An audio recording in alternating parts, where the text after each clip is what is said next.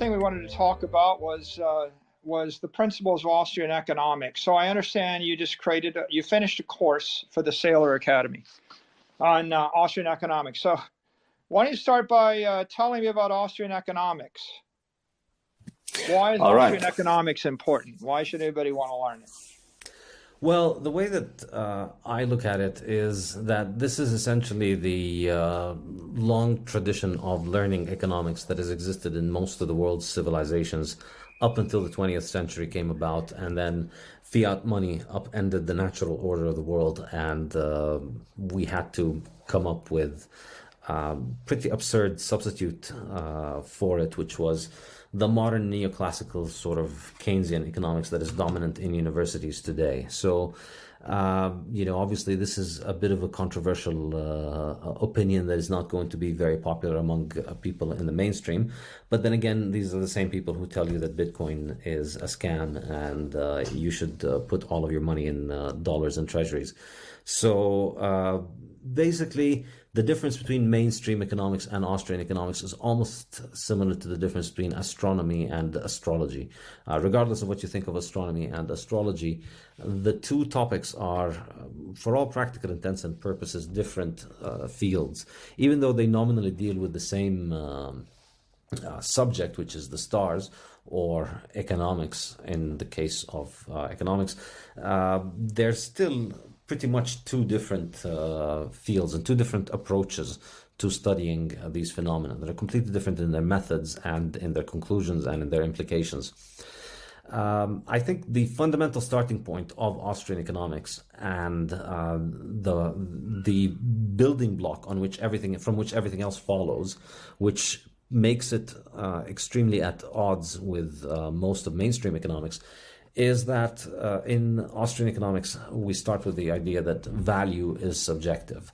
Value is a product of the human mind. We give things value, and that is different from the other schools of thought, which have different theories of value. Some will tell you that value is a product of the labor that goes into things, and so economic value is given by labor. Others will tell you that value is something that is objective, that can be measured, and the price is the measure of the value. But in Austrian economics, you start with the idea that value is subjective. And that basically makes a lot of mainstream economic analysis incompatible with Austrian economics, basically. And in a sense, the starting point of economic analysis in Austrian economics is human action.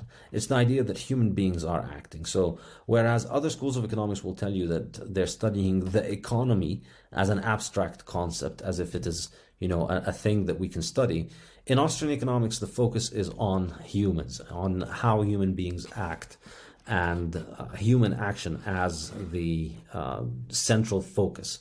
So we begin by thinking of value as being something that is subjective, and that's the topic of the first lecture in the course, what it means that value is subjective.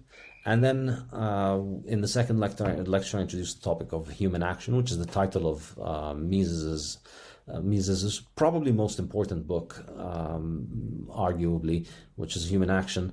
And in it, he explains economics as the study of how human beings act. So the unit of analysis in economics is human beings are acting. And so what it is that they do, why do they take the courses of action that they take, and what do they get out of it?